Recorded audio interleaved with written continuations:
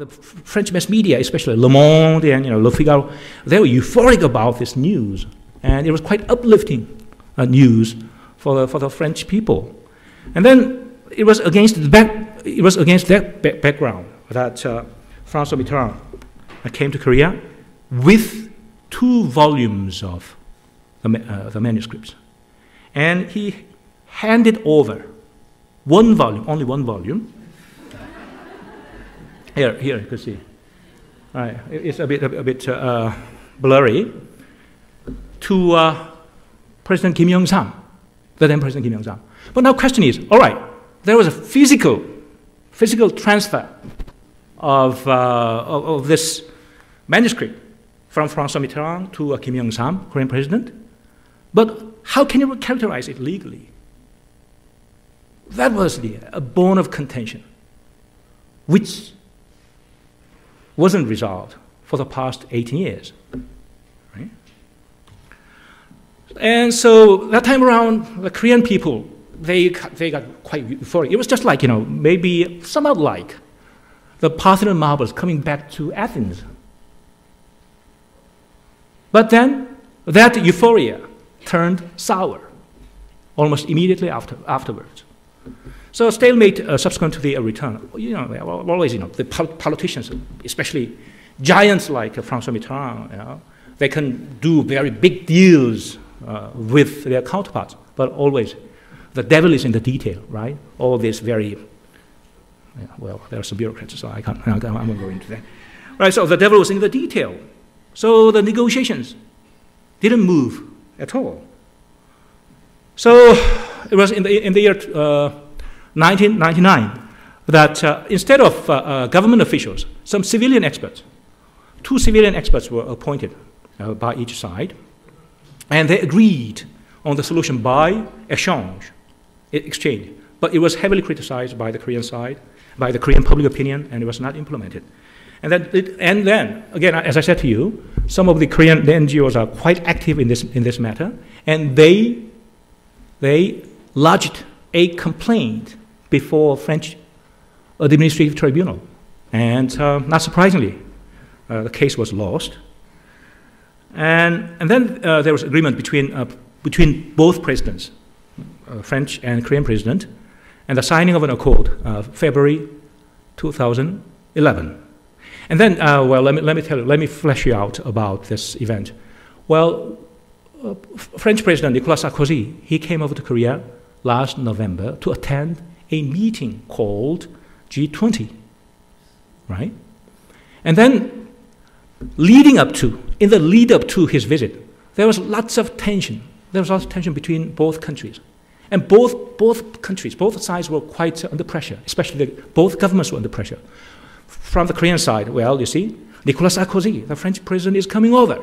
And the most important, outstanding issue between France and Korea should be resolved in one way or another. Otherwise, the incumbent Korean president, he will lose his face.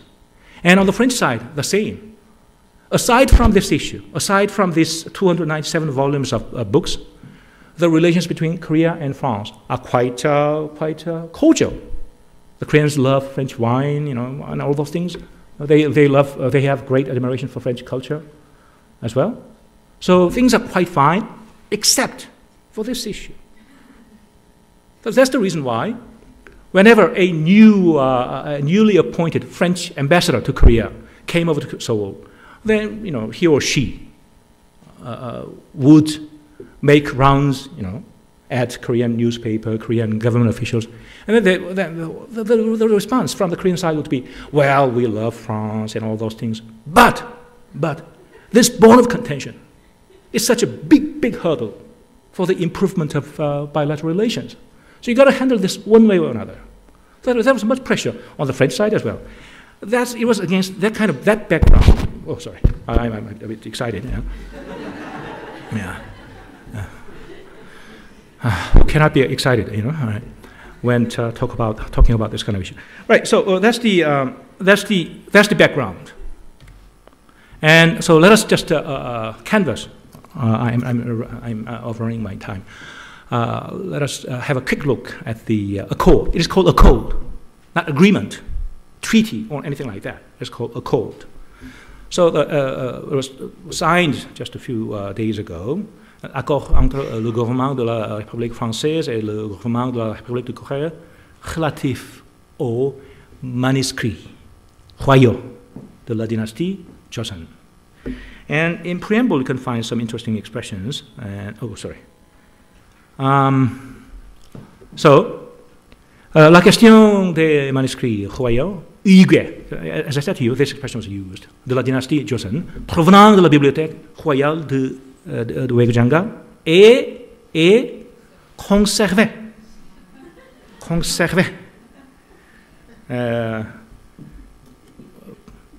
par la Bibliothèque nationale de France. Yeah, right. Ces manuscrits ici du protocole royal sont partie de l'identité du peuple coréen et constituent un élément fondamental de la mémoire de la Corée. So this is a kind of nod to the importance of these manuscripts to the Korean culture. And then legal form of return is prêt. Prêt permanent? Non. Absolument non. Prêt pour une période de 5 ans renouvelable. And there has to be an agreement to renouveler. So, again, well, at the same time, you see, I feel sorry for the Korean negotiators. Well, to begin with, I have to say that I worked in an advisory capacity from time to time when they asked me to do that about this negotiation, and it was a very difficult negotiation without a doubt. Yeah, that's very understandable. But again, the incumbent, the current Korean president, he's known for his very practical mind. So he's known as a pragmatist. So, and then both sides, they just wanted to get over with this problem and move ahead with other agenda, as it were. And that kind of, how should I put it? That kind of, I would say that kind of impetuosity is a bit reflected in this kind of form, especially on the Korean side. Right? And this is rather important. Yeah? And maybe the biggest reason why the French side objected to the proper, genuine return of these manuscripts was the possible domino effect, as he called domino effect, presidential value. So, in very clear terms, in Article 4 it says that this constitutes une opération qui revêt un caractère unique, non susceptible d'être reproduit en une quelconque autre circonstance et ne crée en rien un précédent. It's very, very detailed. You can show the will of the French party, right? Here. And then it wasn't all. Actually, I didn't quote in full, but it also says il apporte une réponse définitive aux différends ayant pu opposer les parties en matière de revendication de biens culturels. So this is all. There will be no outstanding issue on the return of cultural property between both sides. Right. And then guarantee of access by the conservateur de la Bibliothèque nationale. And then numérisation with Korean funding and some other things. But I can't go into all of those because I'm running very late with my presentation. Right, a very short evaluation and lessons to be drawn. Well, again, I mean, this agreement, this accord was just born just a few days ago, so it's very premature to give a proper and mature analysis of this accord. Well, first of all, let me say just 3 things. First of all, evaluation of the accord. Again, as I said to you, one can fully sympathize with all the difficulties, quite substantial, almost insurmountable difficulties the Korean negotiators, Korean diplomats would have had in negotiating with the with French side, French counterparts. That's very understandable. So you can't, I can't, just say that, well, this is, betrayal of principle or anything like that. But at the same time, there are I think, there are some possible problems. First of all, well, at one time, for some period, the Korean government said that we are going to push for something called permanent loan. But at the end of the day, it was not a permanent loan. So it was all about balancing exercise, right? So by putting forth, well, in Korea, there were some people who said that, well, there should be clear return of these manuscripts, plus apology for the destruction of about 5,000 manuscripts. But the Korean government said, well, come on, you got to be more pragmatic. And that's the reason why they put forth, they floated the idea of permanent loan. But there was a quite retreat from that. The second thing is that, as an international lawyer, well, I hoped that the agreement would be structured, would be based on a very detailed agreement that can serve as a kind of self-contained regime. But in this agreement, I think there was too much reference, renvoi, as it were, to domestic law, especially French domestic law. Right, that was my evaluation of the accord itself. Secondly, this is a very difficult question. Yeah? Well, cultural objects displaced during colonial rule, that's a very difficult question, right? Because this is a very difficult question because the question has a lot to do with the larger question of how the former European colonial powers would come to terms with this so-called tarnished past. So this is a very difficult question in that regard, right? And in that respect, I think the Italian practice is very, very refreshing and very enlightening in many regards. But the big question is whether that kind of practice will be echoed, supported and echoed by other former colonial powers. And so that's a very difficult question. And at the same time, let me just say to you this. Well, as I said to you, the Korean public opinion has been sensitized. The Korean awareness of this whole subject, whole question, has become quite heightened throughout the process. And throughout the process, it was diverged, it was revealed that Korea is not a permanent victim. Well, it was found that some items were illegally imported into Korea. So there were, just last autumn, the Chinese government placed a request for the return of some cultural objects back to China. And there are some other cases as well. So Korea has to deal with these questions as well. And then lastly, so I think there should be some soul searching should be done by the Korean side as well. And lastly, let me just mention briefly that there is a very important factor that is called China factor. As you might know, that China, the Chinese cultural heritage was displaced in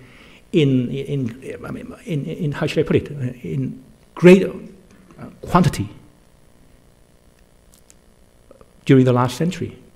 So with the ascendancy of China and its maybe nationalism, I think the day will come when we will have to address this issue in great earnest as well. So that shows, that is another reason why we have to engage in a more in-depth and active discussion of this very important question. With that, let me finish my presentation. Thank you very much for your attention. Thank you.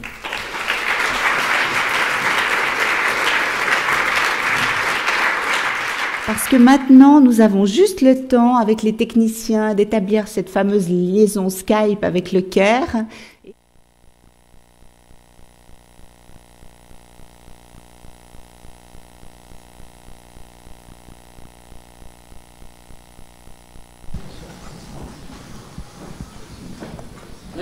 What's happening? Actually, I think we will ask you a few questions. Okay.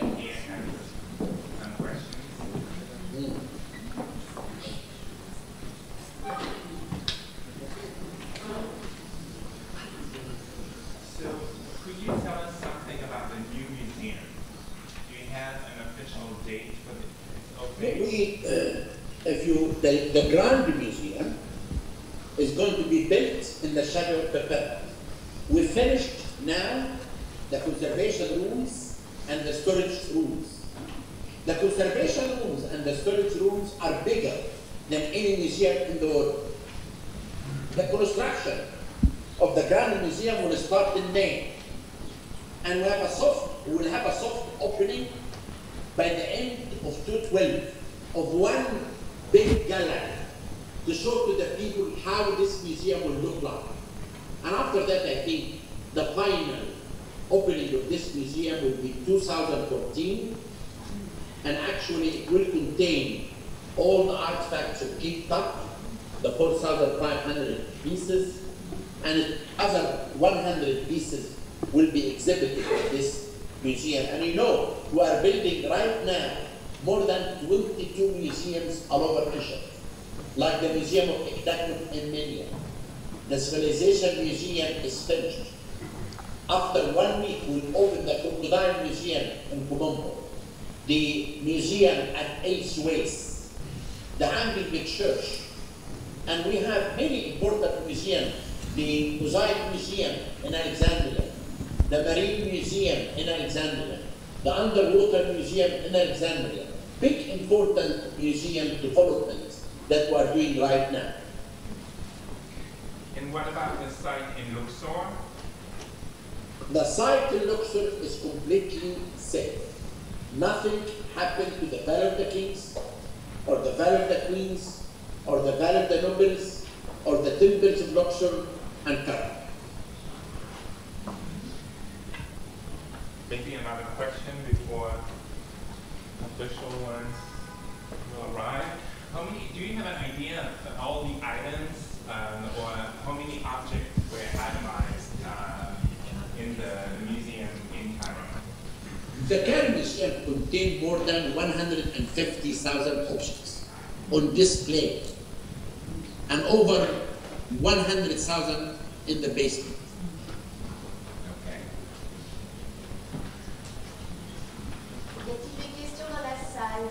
Is Rashida Taimur there? Yes, Rashida Taimur. And she can talk now like normal? Yes, I talk like everyone. I think Rashida now, it's your duty to come to guard the mummy room in the Cairo Museum. I'm also a mummy already. No, not yet. And I will put you in here. I am considered as a mummy. No, you still have 5 years to go, Rashida. Okay, but thank you very much for doing all this for us. Thank you. I'm most grateful. Thank you. Thank you. God bless you. Okay.